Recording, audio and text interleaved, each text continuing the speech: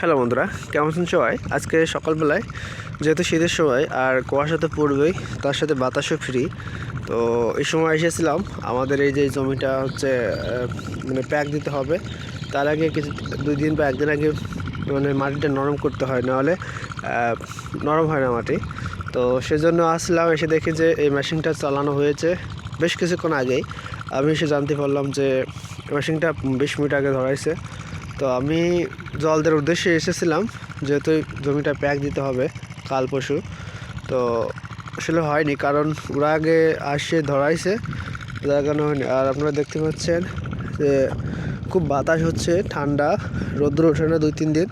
তো যারা যারা আমার মতন এভাবে মাঠে নিত্যদিনে কর্ম করেন, তো আমাকে জানাবেন প্লিজ। আর কোথা থেকে ভিডিওটা দেখছেন অবশ্যই কমেন্টে জানাবেন। দেখেন কী অবস্থা হয়ে গেছে। ঠিক আছে, ভালো থাকবেন সবাই।